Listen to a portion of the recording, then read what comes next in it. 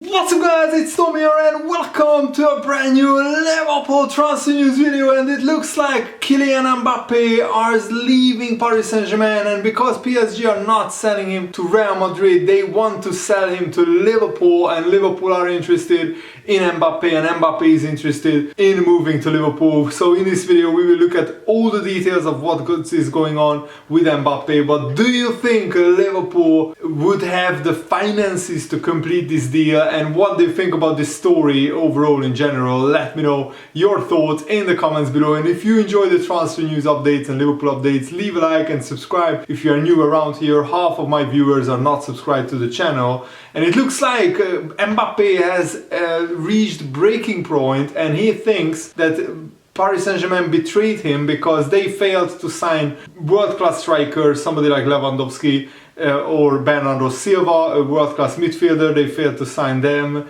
And also he wanted PSG to get rid of Neymar. There is a very public, very big rift between Neymar and Mbappe. And according to the reports coming from France, Mbappe wants to leave Paris Saint-Germain in the January transfer window. Here is the headline in the L'Equipe newspaper. The headline says breaking point in French, of course. So probably Mbappe was promised a few things when he signed his new contract, which is an absolutely insane amount of money. He's like earning 1 million euros per week or something crazy like that. The report suggests that PSG promised him a big transfer window with the likes of Lewandowski, Bernardo Silva, Milan Skriniar, and also the new sporting advisor Luis Campos. Luis Campos was brought in, and he had the task of bringing these big name players to Paris Saint-Germain. And the Spanish newspaper Marca has claimed that PSG will not sell Mbappe to Real Madrid under any circumstances because of that very public falling out between PSG and Real Madrid over the Mbappe saga. So that leaves Liverpool as one of his only feasible options. And of course, Jurgen Klopp is a big fan of Mbappe. He already expressed interest in the past, but finances could be a stumbling block in the deal. And according to this report, this relationship between Paris Saint-Germain and Mbappe is beyond repair. There is no turning back, and they are saying that the footballer already asked to leave in July, so much so that PSG has been working on his departure. I mean, Mbappe is working on his departure from PSG next January. The sports management of PSG knows this, and they have agreed to collaborate with conditions. The main one, which will surprise few, is that his destiny is not Real Madrid. That limit has been made clear, very clear in the conversations, anywhere except Real Madrid. So Liverpool could be the only feasible option according to the report. But of course, with Mbappe's contract now set to expire in only 2025, PSG are in a very good bargaining position. Liverpool would have to pay a lot of money for Mbappe plus his wages, so I don't think Liverpool would be in a financial position to complete this deal. Fabrizio Romano also confirmed that Mbappe is not happy with Paris Saint-Germain as the current situation is really tense. He wants to leave the club as soon as possible. PSG feel he's really putting pressure on the club. They have no intention to sell Mbappe in January. Reportedly, Mbappe's first choice would still be Real Madrid, but because PSG are not doing a deal with Real Madrid, that could be different outcome. And PSG are willing to let Mbappe join Liverpool if Liverpool give Mo Salah in return plus some cash, I guess. Would you do that deal? I think I would, even though I love Mo Salah as much as any other Liverpool fan. He is an absolute Liverpool legend. But you can't turn down Mbappe at 23 years old when Salah is 30. And of course Mbappe would earn a lot more than Salah probably at Liverpool. But still, if this deal is doable, then I would do it. The big question is, how much would Mbappe disrupt the Liverpool dressing room? How much would he be sulking if he doesn't get his way? Because it looks like his ego has gotten too big, and I'm not sure if that fits into the Liverpool personalities, the Liverpool dressing room, the Liverpool tradition. So if it was about just Mbappe wanting out of PSG, then I wouldn't sign him. If he genuinely wants to play for Liverpool, and if he genuinely wants to make Liverpool a better team, a better club, and if he commits for the next 3-4 years to play at Liverpool, to win as many trophies as possible, and then I will of course gladly accept him into the Liverpool team. But it's a big risk signing Mbappe right now with his ego so big. And Mbappe already said that his mother is a Liverpool fan. He said, I talked to Liverpool because it's the favorite club of my mom. My mom loves Liverpool. I don't know why, you will have to ask her. It's a good club, and we met them 5 years ago when I was in Monaco. It's a big club and I like them. And Jamie Carragher and Thierry Henry, who have a brilliant show on the CBS American TV station, they said that things like this are just thing for me. We all love Mbappe as a player, he's amazing, but there is too much ego for a 23-year-old player to have this much ego and this much power. Of course, who is one of the best players in the world, but it's too much for a young player. Nobody likes to be exposed to what you are not good at.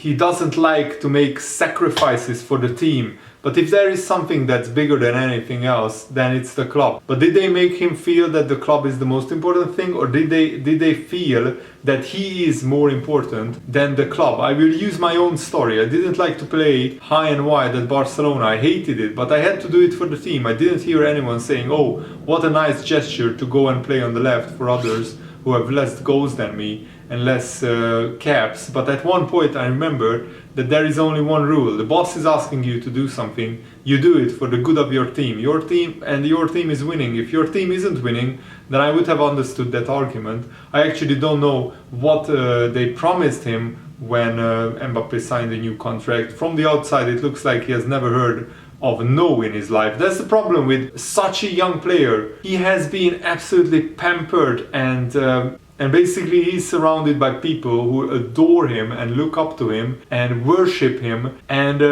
his ego is probably too big to play for Liverpool right now at the moment, even though it would absolutely be brilliant if he played for Liverpool. But the way he behaves off the pitch and sometimes even on the pitch, the temper tantrum that he threw when he wasn't past the ball in one Paris Saint-Germain attack and he just stopped running. That clip went viral. I would not like to see a player doing that in a Liverpool shirt, obviously. And another newspaper is reporting that Liverpool are dreaming of Mbappe transfer. And if Mbappe moves to the Premier League, Liverpool is his most likely destination. But also the report says that Jurgen Klopp might also have some justified reservations about Mbappe's character, his personality. Is he humble enough? Is he down to earth enough to play in a team like Liverpool? We are not like a team like Chelsea or Man United, who are just full of stars, and we are a different kind of team. And under Jurgen Klopp, Liverpool have one of the most harmonious dressing rooms, and as good as Mbappe is, we don't want somebody to come in and disrupt that. And Mbappe seems to attract a lot of unwanted headlines. It looks like he has a petulant attitude, so it may be that Liverpool would do well to steer clear of this potential signing. So at the moment I'm on the fence. If there is a manager who could get Mbappe to get in line and to behave right, to behave correctly, it's Jurgen Klopp. I really believe that his man management skills are better than 98% of managers worldwide. But also on the other side, it's a huge risk financially. If something goes wrong, we can always resell Mbappe. Yeah, Liverpool don't need unwanted distractions, especially with the way the season is going. Also, what is your prediction before the Rangers-Liverpool game? My prediction is a 2-1 hard-fought Liverpool win, but we have to keep fighting. It will not happen overnight and it will not click like this. I know people don't want to hear that, but I think on Sky Sports in the referee watch, when Mr. Dermot Gallagher twice says the decision was wrong, why the best English referee, Michael Oliver, one penalty was not a penalty. Before the meeting, Liverpool and all the other clubs had a meeting with the referees. Before the season they had a meeting, and the referees said no more soft penalties. But that Thiago Gabriel Jesus incident, what is that if not a soft penalties? So it was a soft penalty we got given against us, Jurgen Klopp said. And also the Saka incident where he was offside. He said, I heard of that and we just cannot find out because the camera was not there or the angle. I don't know exactly the reason. When I saw the pictures, I thought it was obvious that Saka came back from an offside position. Yes, we conceded silly goals, but the refereeing mistakes had a huge bearing on the outcome. And then, of course, we made a stupid decision to throw everybody forward for a free kick, which wasn't even a dangerous free kick, in the 50th minute of like 5 minutes of stoppage time at the end of first half, and Arsenal counter us and they score. And Jurgen Klopp said, we don't play our absolute best football, but again, we played away against a team in the form of their lives, first in the table. They have really good players. So it is difficult to judge because of these refereeing mistakes. Basically, Arsenal got given 2 goals which shouldn't have stood. And we not only lost the game, but we also lost 3 players to injury. The only thing we can do is keep fighting, and that's what we will do. Everybody who wanted to see it could see it. We fought against Arsenal really hard, and that's what we will do against Rangers. And Rangers will probably try to attack Liverpool and go for it. They sit back pretty much in the first game, so Rangers will be dangerous, but Liverpool have to be much better defensively. And Darwin Núñez scoring against Arsenal it was very important. There were a lot of good moments against Rangers. In moments he was unplayable, but then he's still a big goal he saves. But now he got the goal, he was really working hard for that, so that was positive for sure. And Darwin Núñez will score a lot of goals. He's basically almost getting as many chances as Erling Haaland, but his finishing has let him down at the moment. But he will, on the low of averages, he will improve his finishing because his expected goals is pretty much the same as Haaland. So I expect